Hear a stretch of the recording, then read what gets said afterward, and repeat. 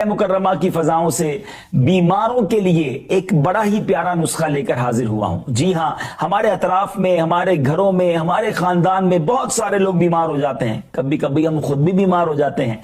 आइए अल्लाह के नाम की क्या क्या बरकतें हैं जरा सुनिए। या सलामो 111 बार पढ़कर बीमार पर दम करने से इंशाअल्लाह अज़्ज़ वजल शिफा हासिल होगी। सुभान अल्लाह। तो है मेरे मीठे इस्लामी भाइयों, ज्यादा से ज्यादा ये विर्द अपने घर वालों को सिखा दीजिए। जब भी घर में कोई बीमार हो, या सलामो का विर्द करते रहें। 111 बार विर्द करके मरीज पर दम कर दें, इंशाअल्लाह जरूर करम होगा। दुरूद पाक के फजाइल, सुभान अल्लाह। बहुत ही खूबसूरत हदीस, बज़ाहिर तो चंद ही अल्फाज हैं। इसको वन लाइनर हदीस भी कहा जा सकता है। एक ही लाइन के अंदर, एक ही सतर के अंदर ये हदीस है, मगर क्या शानदार इनाम, क्या शानदार बशारत है। सरवर कायनात, शाह मौजूदात सल्लल्लाहु तआला अलैहि वसल्लम का फरमाने अजमत निशान है। औलन नासी बी यौमल क़ियामती अक्सरुहुम अलैया सलाह, यानी कयामत के दिन लोगों में सबसे ज्यादा मेरे करीब वो शख्स होगा जो सबसे ज्यादा मुझ पर दुरूद शरीफ पढ़ता होगा। बेटे इस्लामी भाइयों, ये छोटा इनाम नहीं है, जरा समझिएगा।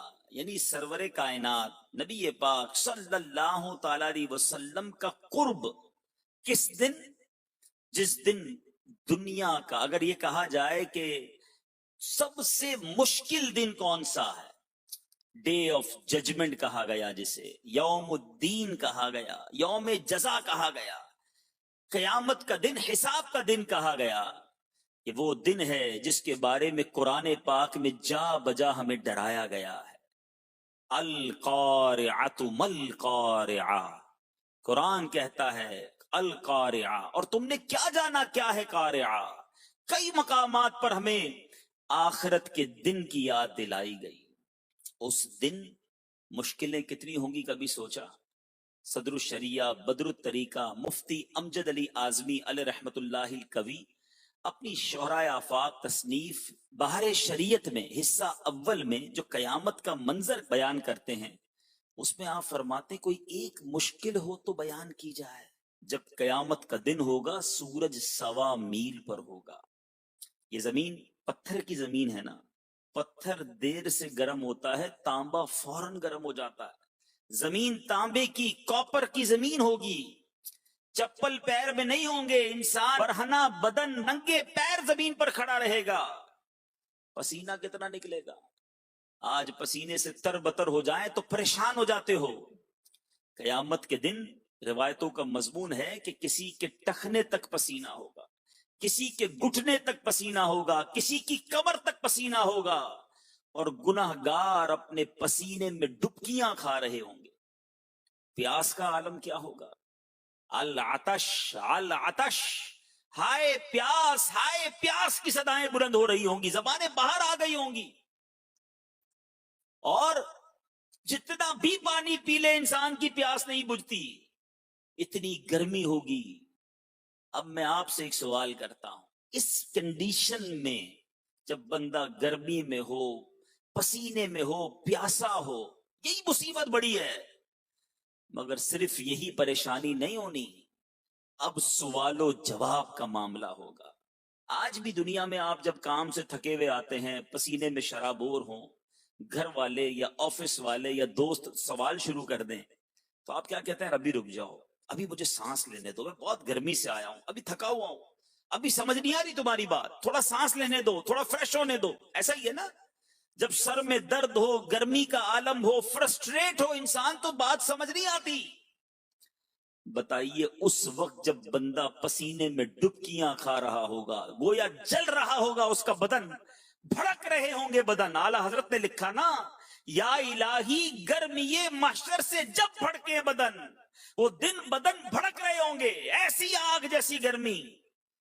उसमें सवालो जवाब का मामला होगा, क्वेश्चंस होंगे, एक दिन का नहीं, 2 दिन का नहीं, पूरी जिंदगी के लिए सवाल होगा।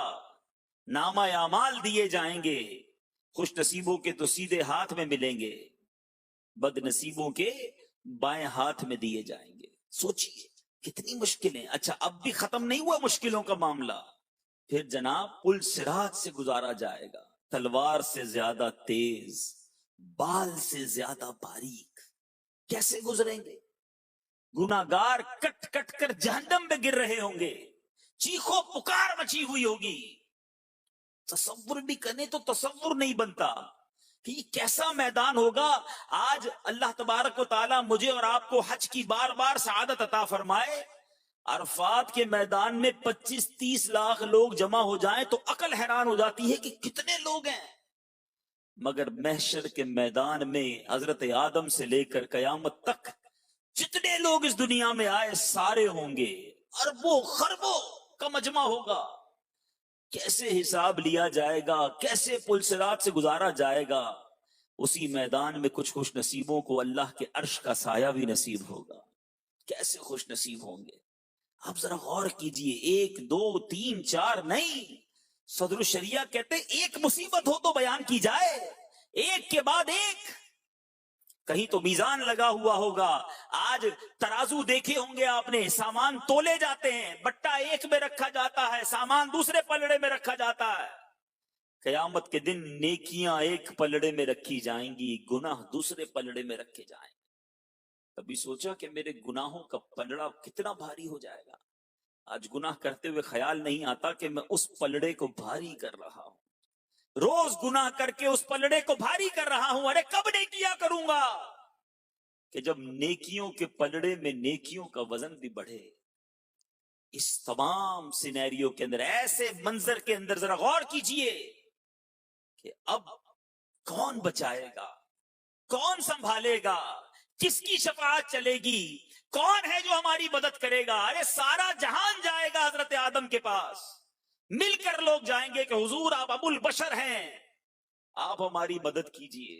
फरमाएंगे इज़हबू इला गैरी, किसी और के पास जाओ, मैं आज तुम्हारी मदद नहीं कर सकता। अल्लाह ने आज ऐसा गजब किया कि पहले कभी नहीं किया।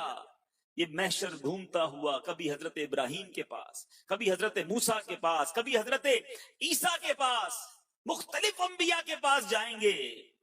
सारे अंबिया कहेंगे इज़हबू इला गैरी, किसी और के पास जाओ, आज मैं तुम्हारी कोई मदद नहीं कर सकता। फिर हजरत ईसा इशारा करेंगे, अहले महशर कहेंगे हुजूर आप ही बताएं, जाएं तो कहां जाएं, इस परेशानी में कौन हमारी मदद करेगा। वो कहेंगे आज एक ही हस्ती है, आज एक ही हस्ती है जिसके दर पर जाओगे तो तुम्हारा काम बन जाना है, कोई और नहीं, नबी आखिरुज़्ज़मा जनाब मोहम्मद मुस्तफा सल्लल्लाहु तआला अलैहि वसल्लम है, उनके पास चले जाओ। अब ये सारा महशर घूमते घूमते परेशान हाली में नबी पाक सल्लल्लाहु तआला अलैहि वसल्लम के दरबार में पहुंचेगा। आका ने ये नहीं कहना इज़हबू इला गैरी, किसी और के पास जाओ। मेरे आका फरमाएंगे अना लहा अना साहिबुकुम, ऐ मेरे गुलामों आ जाओ, मैं आज इस दिन के लिए हूं। इमाम इश्क व मोहब्बत, मुजद्दिद दीन व मिल्लत, परवाना शम रिसालत, मेरे आका नेमत आला हजरत लिखते हैं ना, खलीलो नजी मसीहो सफी, सभी से कहीं भी बनी ये बेखबरी कि खल्क फिरी कहां से कहां तुम्हारे लिए।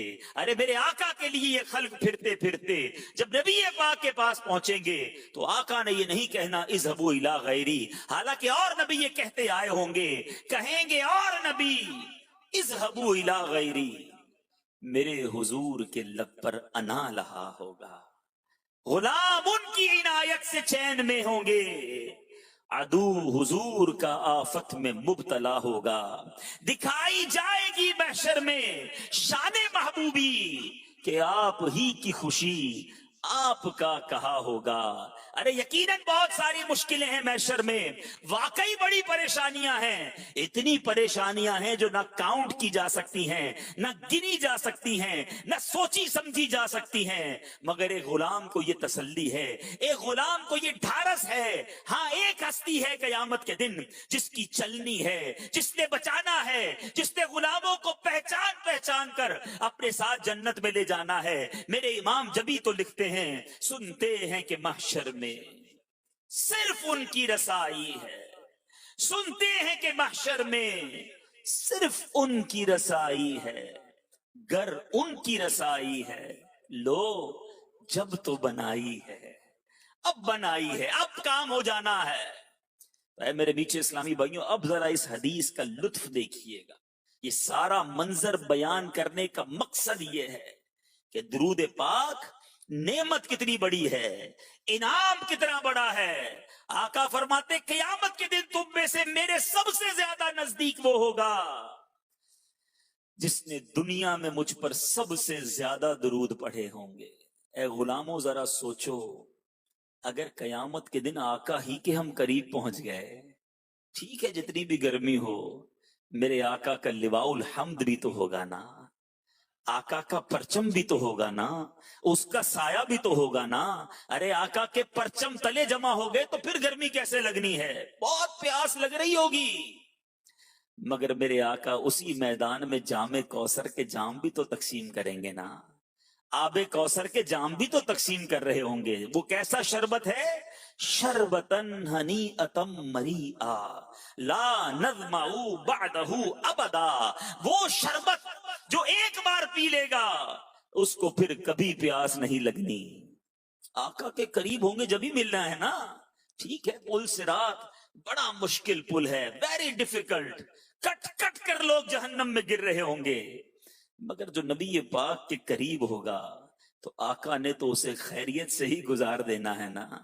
رب سلم امتی کی صدائیں ہوں گی۔ میرے امام سے پوچھو، ان کا نبی پاک پر بھروسہ دیکھو۔ اعلیٰ حضرت کہتے ہیں لوگ گھبرا کر گزریں گے، کوئی لرزتے ہوئے گزرے گا، کوئی ڈرتے ہوئے گزرے گا، مگر میرے رضا کا یقین دیکھو، ان کی محبت کی معراج دیکھو۔ اعلیٰ حضرت فرماتے ہیں رضا پل سے اب وجد کرتے گزریے، وجد کرتے ہوئے خوشی میں گزرا جاتا ہے، ٹینشن میں نہیں۔ اعلیٰ حضرت کہتے ہیں رضا پل سے اب وجد کرتے گزریے کہ ہے رب سلم صدائے محمد صلی اللہ تعالی علیہ وسلم۔ آقا کی صدائیں ہوں گی تو پھر ٹینشن نہیں ہونی انشاءاللہ۔ محشر ہے اگر محشر، کس بات کا ہم کو ڈر؟ محشر ہے اگر محشر، کس بات کا ہم کو ڈر؟ ہم جن کے ثنا خواں ہیں وہ بھی تو وہاں ہوں گے، جن کا درود پڑھتے رہے، جن کی ثنا خوانی کرتے رہے وہ بھی تو ہوں گے نا، پھر انہوں نے ہی بچانا ہے۔ ایک اور شاعر کا یقین دیکھو، لکھتے ہیں دوزخ میں تو کیا میرا سایہ نہ جائے گا، دوزخ میں تو کیا میرا سایہ نہ جائے گا، کیونکہ رسول پاک سے دیکھا نہ جائے گا۔ میں گناہگار، میرے پاس کچھ نہیں، گناہوں سے بھرا نامہ اعمال ہے، معلوم ہے کہ سیاہ کر دیا ہے نامہ اعمال، یہ بھی معلوم ہے کہ اگر میزان لگا تو گناہوں کا پلڑا ہی بھاری ہے، یہ بھی معلوم ہے کہ اگر انصاف ہوا تو پھنس جاؤں گا۔ ایک ہی ڈھارس ہے، ایک ہی امید ہے کہ جس آقا کا امتی ہوں وہ بڑے کریم ہے، اور انہی کا فرمان ہے کہ میری شفاعت میرے گناہگار امتیوں کے لیے ہے۔ بس وہی بھروسہ، وہی ڈھارس نبی پاک سے، وہی محبت دلاسا دلاتی ہے۔ بروز حشر میرے اس یقین کی لاج رکھ لینا یا رسول اللہ، بروز حشر میرے اس یقین کی لاج رکھ لینا، تمہارا ہوں تمہارا ہوں تمہارا یا رسول اللہ۔ بروز حشر گر چشمے کرم مجھ پر نہ کی تو پھر میں جا کر کس کے دامن میں چھپوں گا یا رسول اللہ۔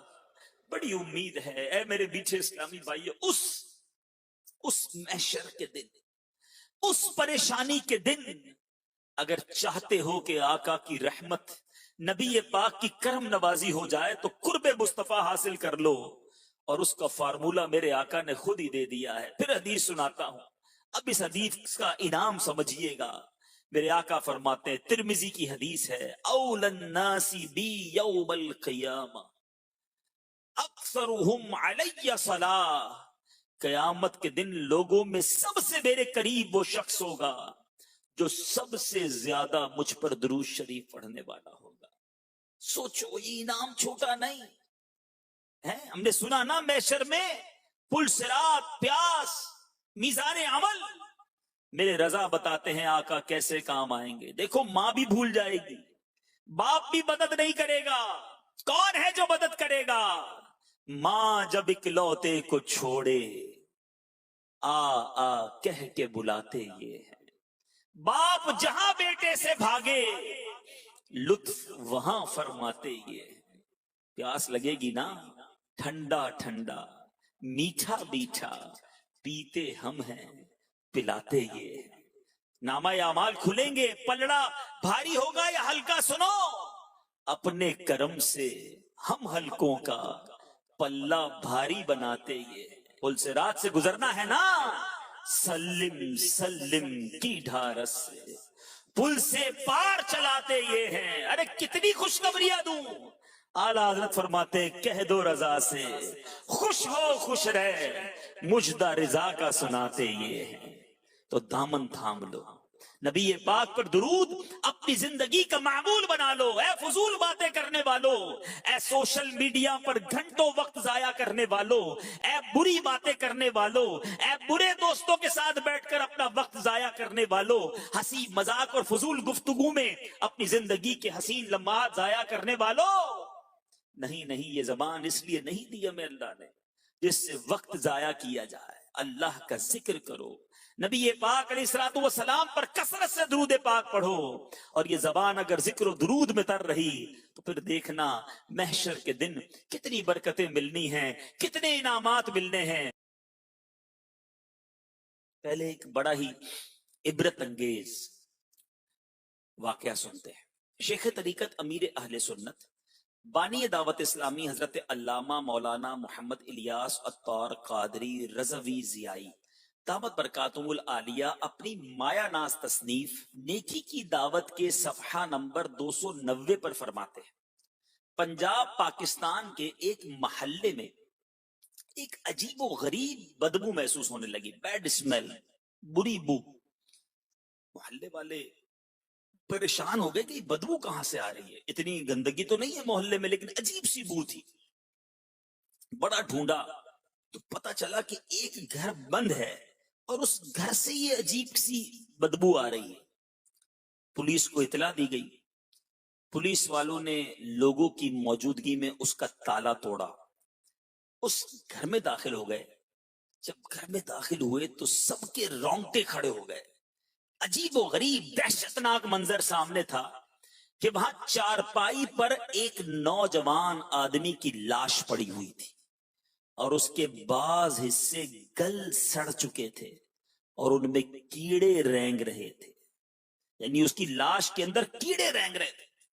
یہ منظر دیکھ کر بچوں سمیت کئی افراد تو بے ہوش ہو گئے, دیکھ ہی نہیں سکے یہ منظر.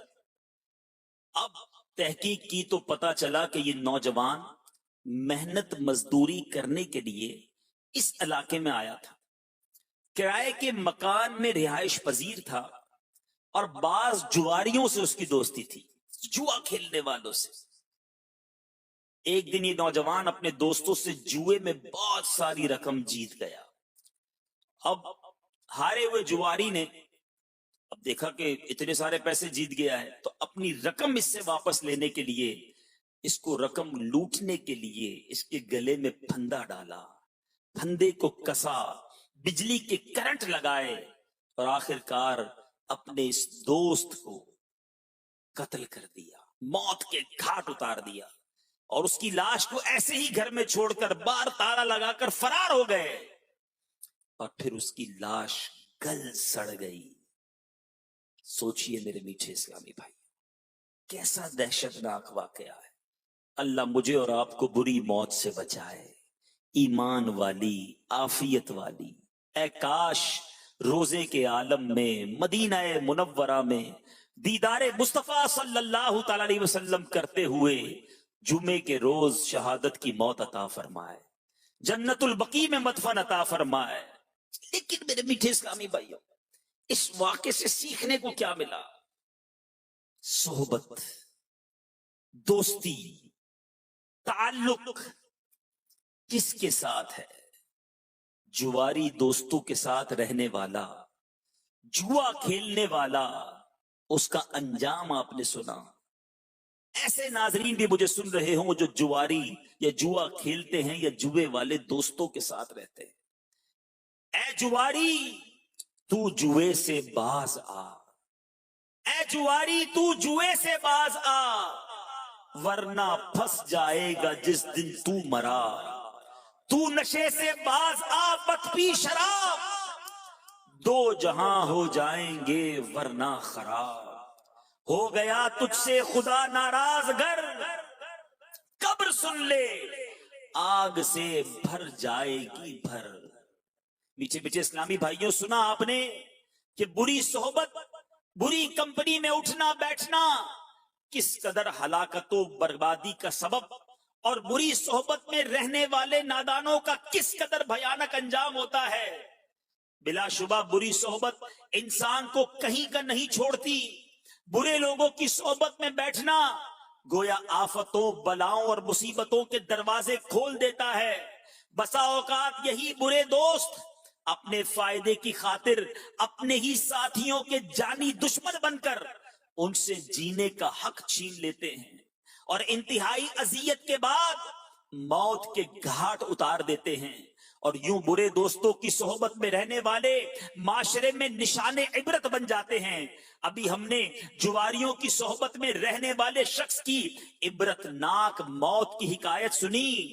میٹھے میٹھے اسلامی بھائیوں، مدنی چینل کے ناظرین، ہمیں بھی چاہیے کہ برے دوستوں اور بالخصوص جواریوں کی صحبت بد سے دور رہیں، کہ جوئے کی آفت میں مبتلا افراد اپنی محنت سے کمائی ہوئی ساری جمع پونجی لٹا کر کثیر نقصان کا سامنا کرتے ہیں، جیسا کہ تفسیر صراط الجنان جلد 3 صفحہ نمبر 12 پر ہے کہ جوئے کی وجہ سے جوئے بازوں میں بغض اور عداوت اور دشمنی پیدا ہو جاتی ہے، اور بسا اوقات قتل و غارت گری تک نوبت پہنچ جاتی ہے۔ دوسرا نقصان یہ ہے کہ جوئے بازی کی وجہ سے مالدار انسان لمحوں میں غربت و افلاس کا شکار ہو جاتا ہے۔ خوشحال گھر بدحالی کا نظارہ پیش کرنے لگتے ہیں، اچھا خاصا آدمی کھانے پینے کا محتاج ہو کر رہ جاتا ہے، معاشرے میں اس کا بنا ہوا وقار ختم ہو جاتا ہے، اور سماج میں اس کی کوئی قدر و قیمت اور عزت باقی نہیں رہتی۔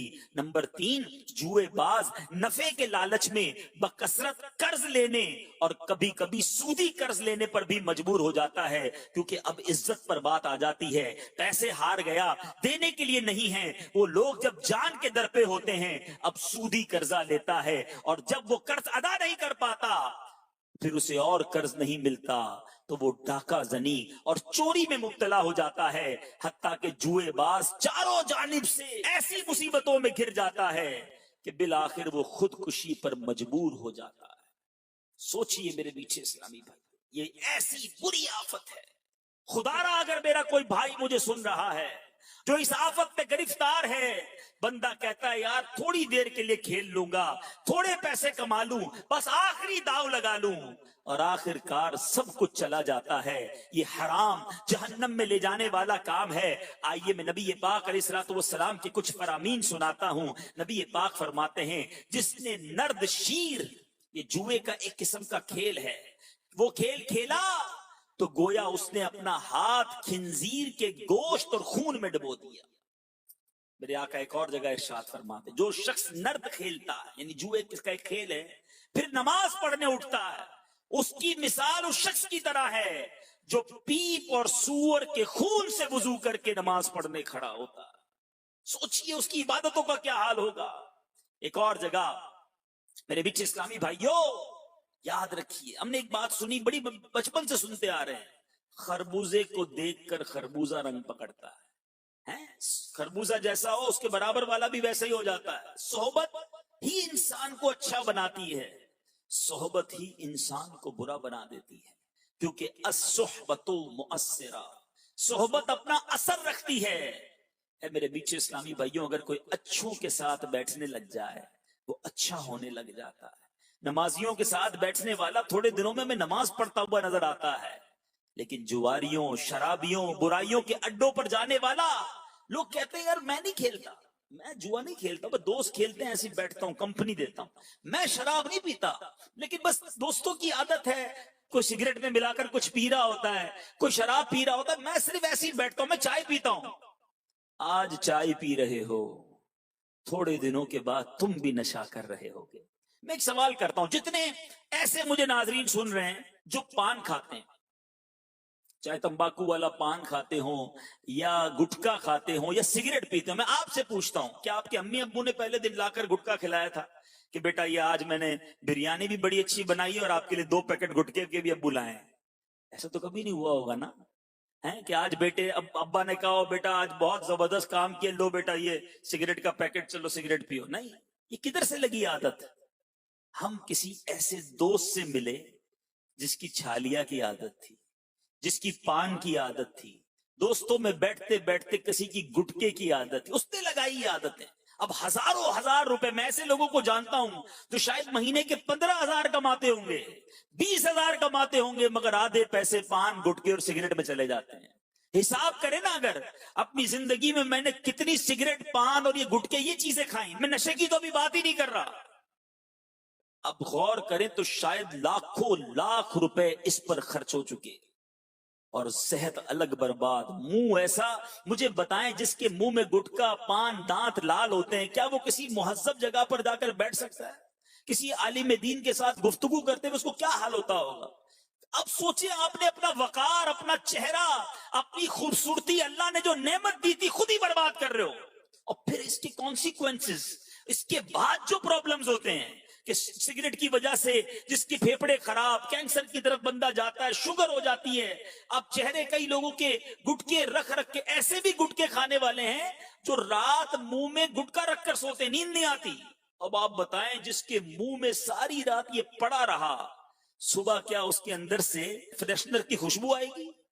اسی میں کیڑے پڑ جاتے ہیں. خدارا میں ہاتھ جوڑتا ہوں، آپ کا بھائی ہوں، آپ کو مشکل ہوگی میں جانتا ہوں. اچھا کئی لوگ سمجھتے بھی ہیں کہ کیسے چھوڑیں، اس سے پہلے کہ ڈاکٹر چھڑوائیں آپ خود چھوڑ دیں، ورنہ اس کے بعد واپسی کا راستہ نہیں رہے گا. لیکن میرا موضوع یہ نہیں ہے، میں سمجھانا چاہ رہا ہوں کہ لوگ کہتے رہے نہیں یار آئی ایم ویری اسٹرانگ، میں نہیں پیوں گا شراب، میں نہیں کرتا نشہ. آپ نے دوستوں کے کہنے پر تو سگریٹ شروع کی نا، انہی کے ساتھ بیٹھ کر تو آپ نے یہ گٹکے اور پان شروع کیے. یہی چیز آگے کنورٹ ہوتی ہے. خربوزے کو دیکھ کر خربوزہ رنگ پکڑتا ہے. میرے میٹھے اسلامی بھائیوں، خدارا ہمیں دوست بناتے وقت سلیکشن کرنی چاہیے. ایک سوال کرتا ہوں آپ کو، میں کہوں کہ جناب آپ نے ایک علاقے میں جانا ہے، وہ بڑے خطرناک سانپ ہیں، آپ کہیں گے نہیں بھائی میں نے نہیں جانا. بہت سارے میں ایسے بھی لوگوں کو جانتا ہوں کہ جو رات کو جب گھر جاتے ہیں نا تو ان کے گھر کے باہر کتے ہوتے ہیں، تو وہ بعض اوقات رات کو دیر سے گھر سے نکلتے ہی نہیں یار، باہر کتے ہیں وہ کاٹ لیں گے. تو اتنا گھبراتے ہو آپ؟ جانوروں سے، کیڑوں سے، مکوڑوں سے، چھپکلیوں سے جان کو تکلیف ہو سکتی ہے، مگر اگر بری دوستی مل گئی اور وہ ایمان برباد کر دے، اس پر کوئی سلیکشن نہیں، اس پر کوئی چیکنگ نہیں کہ کس کو دوست بناؤں، کس کی صحبت اپناؤں. ارے وہ صحبت جو اللہ کی ناراضگی کا باعث بن جائے، ایمان کی بربادی کا باعث بن جائے. ابھی بھی شاید بات سمجھنا آ رہی ہو کہ یار دوستی کیسے ایمان کی بربادی کا. میں اسٹرانگ آدمی، میرے بلیف اچھے، میں عقیدے کا اچھا، میں 5 وقت کا نمازی، میں درود پڑھنے والا، میں ہر جمعرات اجتماع بھی سنتا ہوں. اگر چند گھنٹے کچھ دوستوں کے ساتھ بیٹھ جاتا ہوں تو کیسے ایمان چلا جائے گا؟ بلکہ کچھ لوگوں کے ذہنوں میں یہ بھی ہوتا ہے میں اس لیے بیٹھتا ہوں ان کو نمازی بنا لوں گا، میں ان کو قریب لے آؤں گا، میں ان کے بد مذہب ہیں میرے دوست. کچھ یہ بھی کہتے ہیں بعد اللہ، بد مذہب تمہارا دوست کیسے ہو گیا؟ جو اللہ اور اس کے رسول کے بارے میں صحیح عقیدہ نہیں رکھتا وہ تمہارا دوست؟ خود سوچیے آپ، خود یہ لفظ کہنا کیسا کہ جو رب کا دشمن وہ میرا دوست، جو نبی پاک کا دشمن وہ میرا دوست، جو ولیوں کا دشمن وہ میرا دوست. یہ جملہ کیسا ہے؟ ارے کوئی میرے باپ کے بارے میں بری بات کرے میں سلام کرنا پسند نہیں کرتا، اور جو اولیاء کرام، صحابہ کرام، نبی پاک علیہ الصلوۃ والسلام، خود رب عز و جل کے بارے میں بکواس کرتا پھرے اور میں کہوں میرا دوست ہے، استغفر اللہ. سوچو تمہارے ایمان کا کیا ہوگا. لوگ کہتے ہیں ہم اس لیے بیٹھتے ہیں کہ ان کو ٹھیک کر دیں گے. اور پہلے خود تو پکے ہو جاؤ، خود تو ٹھیک ہو جاؤ، خود تو علم دین حاصل کر لو. تو یہ بڑی شیطان کا وار ہے، یہ بڑی جس کو کہنا سویٹ پوائزن ہے، یہ ایسا میٹھا زہر ہے۔ میرے امام نے بہت پہلے بتا دیا تھا، اور اب تو ایسا لگتا ہے یہ کلام آج کے دور میں بالکل صادق آتا ہے۔ اعلیٰ حضرت فرماتے ہیں سونا جنگل، رات اندھیری، چھائی بدلی کالی ہے، سونے والو جاگتے رہیو، چوروں کی رکھوالی ہے۔ یعنی یہ چور ہی رکھوال بنے ہوئے ہیں۔ اعلیٰ حضرت نے کمال کا محاورہ استعمال کیا، آنکھ سے کاجل صاف چرا لیں یا وہ چور بلا کے ہیں۔ ارے آنکھ سے کاجل کیسے چرایا جا سکتا ہے؟ وہ تو آنکھ کے اندر ہی ہوتا ہے۔ فرمایا نہیں، ایسے بھی چور آئیں گے، ایسا بھی دور آیا، دین کا نام لے کر، مذہب کا نام لے کر، قرآن کا نام لے کر، حدیث کا نام لے کر، درس قرآن کا نام لے کر بڑے بڑے سٹائل کے ساتھ آئیں گے، پر تمہارا ایمان ہی تم سے لے کے چلے جائیں گے۔ آنکھ سے کاجل صاف چرا لیں یا وہ چور بلا کے ہیں، تیری گٹھڑی تاکی ہے اور تو نے نیند نکالی ہے۔ ایسے وقت میں سوئے ہوئے ہو، ایمان چرانے والے آ گئے، مگر آج کسی کو خیال ہی نہیں۔ میرے بیچ اسلامی بھائیوں سنو، میں کچھ نبی پاک کے فرامین سناتا ہوں۔ اے ہر کسی کو دوست بنانے والوں، اے ہر طرح کی صحبت میں اٹھنے بیٹھنے والوں سنو۔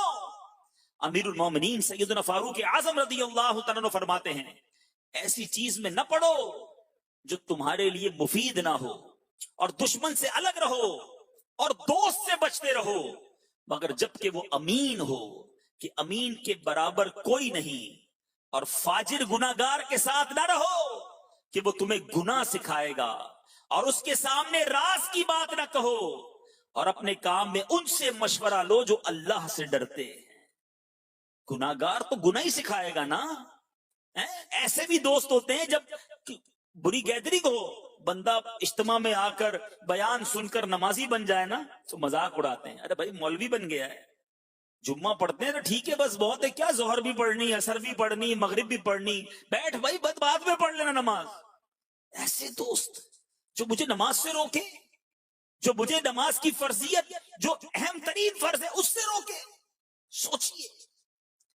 مولا علی کرم اللہ تعالی وجہ الکریم کا شاندار فرمان ہے، کھلے عام گناہ کرنے والے سے یعنی فاجر سے بھائی بندی نہ کرو کہ وہ اپنے فعل تمہارے سامنے بنا سوا کر مزین کر کے پیش کرے گا، اور چاہے گا تم بھی اس جیسے بن جاؤ، اور اپنی بدترین خصلت کو اچھا کر کے دکھائے گا۔ تمہارے پاس اس کا آنا جانا عیب اور ننگ یعنی باعث شرم ہے، اور احمق سے بھی بھائی چارہ نہ کرو، بے وقوف سے بھی دوستی نہیں ہونی چاہیے۔ وہ اپنے آپ کو مشقت میں ڈال دے گا اور تمہیں کچھ نفع نہیں پہنچائے گا، اور کبھی یہ ہو سکتا ہے کہ تمہیں نفع پہنچانا چاہے گا مگر پھر بھی تمہارا نقصان ہی کر دے گا۔ اس کی خاموشی بولنے سے بہتر ہے، اس کی دوری نزدیکی سے بہتر ہے، اور اس کی موت زندگی سے بہتر ہے۔ اور جھوٹے شخص سے بھی بھائی چارہ نہ کرو کہ اس کے ساتھ معاشرت میل ملاپ تمہیں نفع نہ دے گا، تمہاری بات دوسروں تک پہنچائے گا اور دوسروں کی بات تمہارے پاس لائے گا۔ اور اگر تم سچ بولو گے، جب بھی وہ سچ نہیں بولے گا، نہ جھوٹا چلے گا، نہ گناہگار چلے گا، نہ احمق چلے گا۔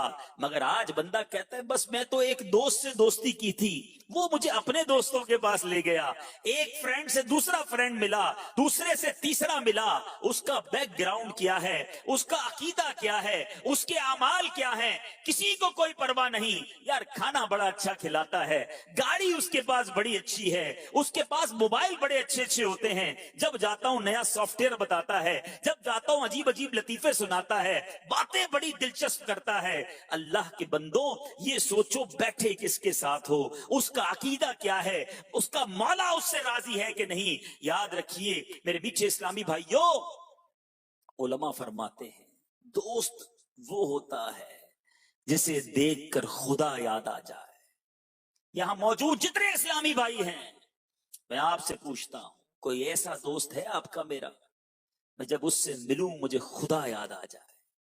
بدقسمتی یہ ہے کہ آج دوست ایسے ہیں جن کو دیکھ کر سنیما یاد آتا ہے، جن کو دیکھ کر فلمیں یاد آتی ہیں، جن کو دیکھ کر گندی باتیں یاد آتی ہیں۔ وہ جب ملتے ہیں کوئی نہ کوئی ہمیں چیٹنگ کا، فراڈ کا، کسی کی عزت اتارنے کا طریقہ بتاتے ہیں۔ ایسے دوست جو نہ زندگی میں کام آئے نہ مرنے کے بعد کام آئے.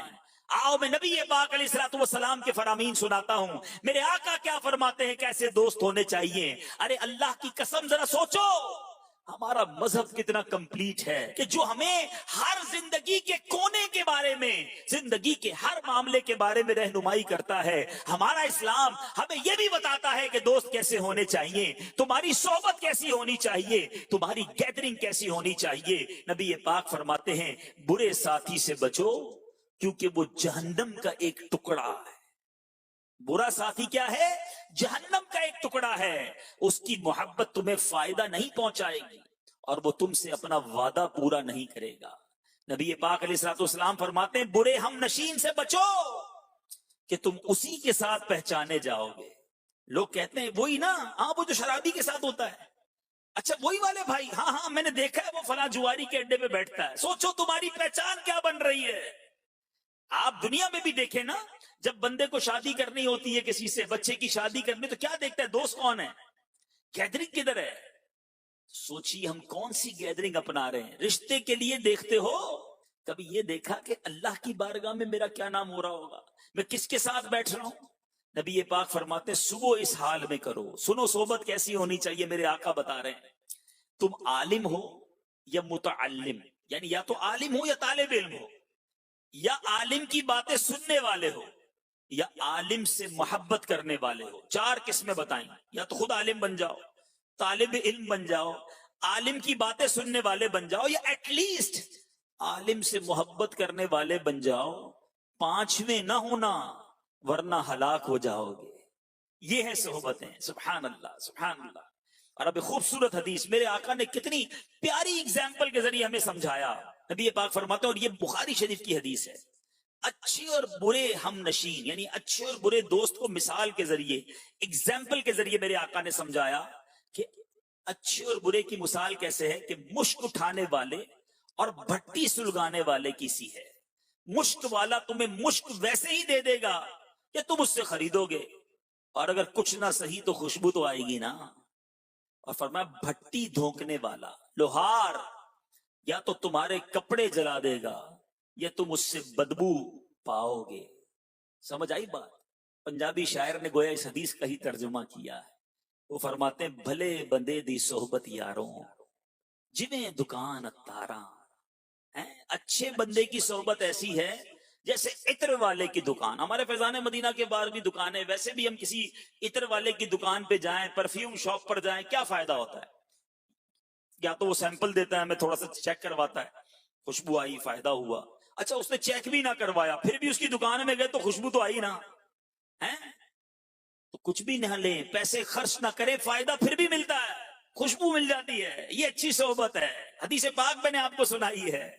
اور برے بندے دی صحبت یاروں جنہیں دکان لوہاراں. لوہار کی دکان پر جائیں, دھواں اٹھ رہا ہوتا ہے, بدبو اٹھ رہی ہوتی ہے, چنگاریاں اڑ رہی ہوتی ہیں. کتنے بھی کپڑے بچا لیں, گھر آ کے چیک کرو گے ایک آدھی چنگاری نے کپڑے میں سراغ کر ہی دیا ہوگا.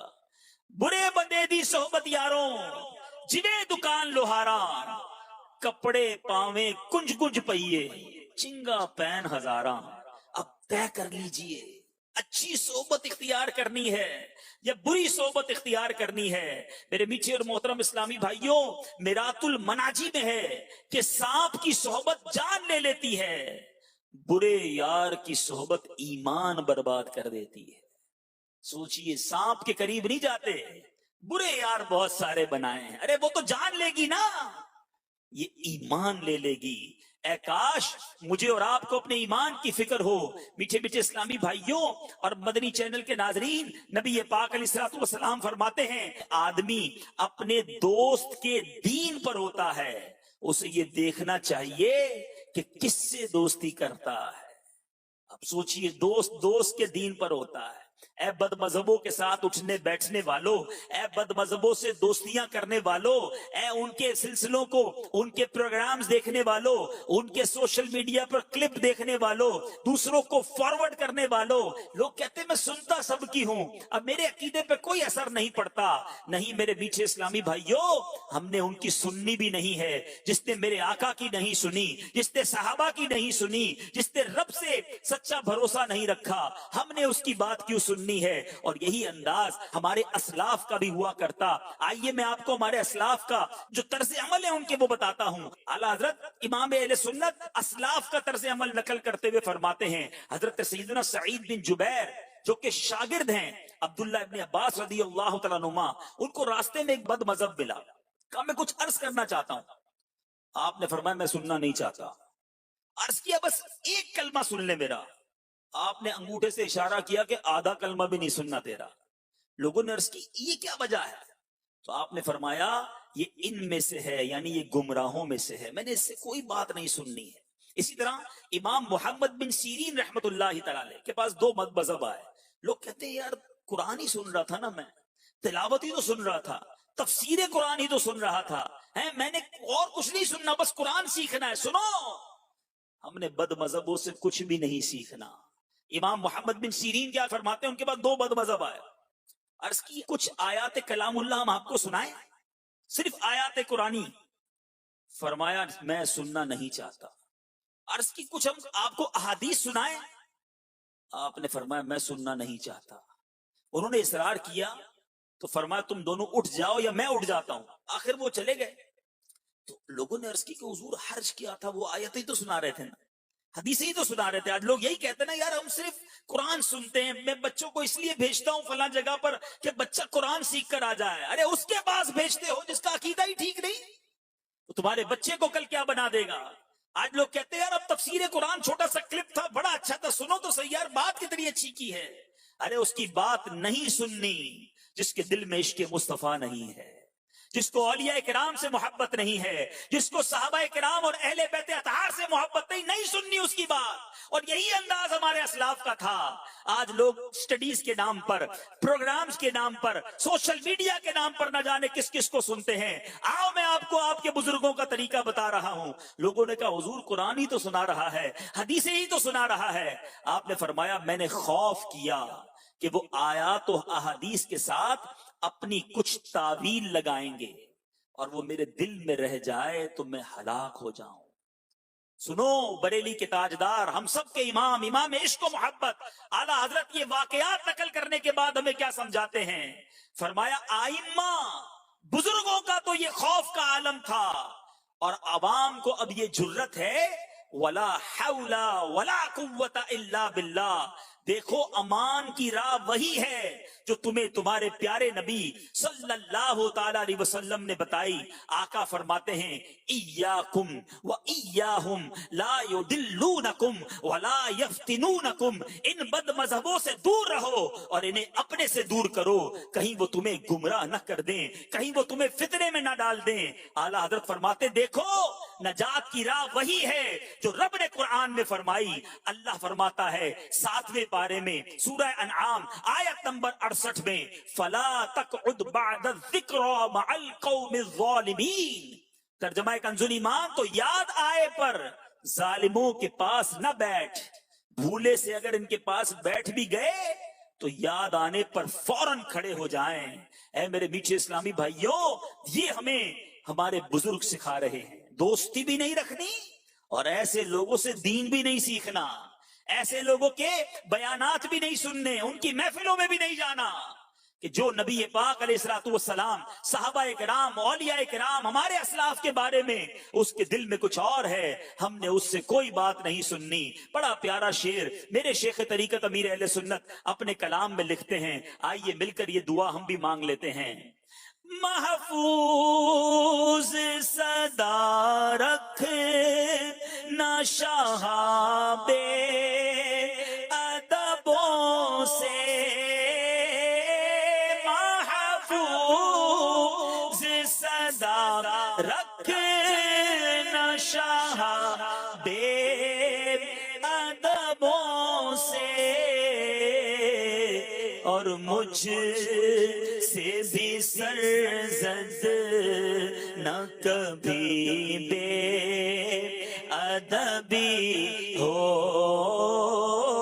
اور مجھ سے بھی سرزد نہ کبھی بے ادبی ہو۔ پیچھے بیٹے اسلامی بھائیوں، اب اپنے آپ کو بھی بچانا ہے، اپنی اولاد کو بھی بچانا ہے۔ یاد رکھیں چھوٹی عمر میں صحبت بری مل جائے نا تو بچہ پھر ماں باپ کے ہاتھ سے بھی چلا جاتا۔ اس وقت ہم توجہ نہیں دیتے، اسکول میں محلے میں ہمارا بچہ کس کے ساتھ اٹھتا بیٹھتا ہے۔ یہی بچپن کی صحبت عقیدہ بھی برباد کرتی ہے، یہی بچپن کی صحبت اعمال بھی برباد کرتی ہے اور بری عادتوں میں بھی لگا دیتی ہے، مگر ہم اس کو اگنور کرتے ہیں کہ ابھی بچہ ہے۔ نہیں میرے پیچھے اسلامی بھائیوں، ایک بہت خوبصورت رسالہ ہے مکتبۃ المدینہ کا، دودھ پیتا مدنی منا، اس کے اندر ایک بڑی خوبصورت حکایت ہے اور یہ بہت سارے والدین کو کام آئے گی۔ ایک صاحب اپنے بچے کو کہتے بیٹا میں نے دیکھا ہے تمہارے دوست کچھ ٹھیک نہیں ہیں، بروں کی صحبت میں مت بیٹھنا ورنہ یہ تمہیں برا بنا دیں گے۔ تو بیٹا کہتا ابو جان فکر نہ کریں، دوست اگر برے بھی ہیں تو میں ان جیسا نہیں بنوں گا۔ تو والد نے کس طرح سمجھایا، ایک دن بہت سارے آلو بخارے لے کر گھر آیا اور اس میں ایک آلو بخارا سڑا ہوا تھا، گھر والوں نے کھایا مگر وہ سڑا ہوا کسی نے بھی نہیں کھایا، تو ایک ہی پیالے میں وہ سارے آلو بخارے رکھے اور وہ سڑا ہوا بھی اوپر رکھ دیا۔ تو بیٹا کہتا ہے ابو جان یہ جو گلا سڑا ہے نا آلو بخارا اس کو نکال دیجیے۔ والد نے کہا نہیں اسی میں رہنے دو۔ دوسرا دن ہوا تو اب جو گلا سڑا آلو بخارا تھا نا اس کے قریب جتنے بھی آلو بخارے تھے وہ بھی خراب ہو گئے۔ تو بیٹا کہتا ہے ابو میں نے آپ کو کل کہا تھا نا، دیکھیں یہ ایک گندا تھا تو اس نے سب کو گندا کر دیا۔ کب بیٹا یہی تو سمجھانا چاہ رہا تھا کہ گلے سڑے کے برابر میں آلو بخارے رہے تو وہ بھی خراب ہو گئے۔ میرا بیٹا ایسے دوستوں سے دوستی نہ رکھنا ورنہ تم پر بھی اثر ہو جائے گا۔ تو اے کاش آج میں بھی سمجھ جاؤں، آپ بھی سمجھ جائیں، دوستی اچھی ہونی چاہیے۔ میں نے نسائی شریف میں ایک حدیث پڑھی، سبحان اللہ سبحان اللہ، ایمان تازہ ہو گیا۔ اس حدیث کا خلاصہ بیان کرتا ہوں۔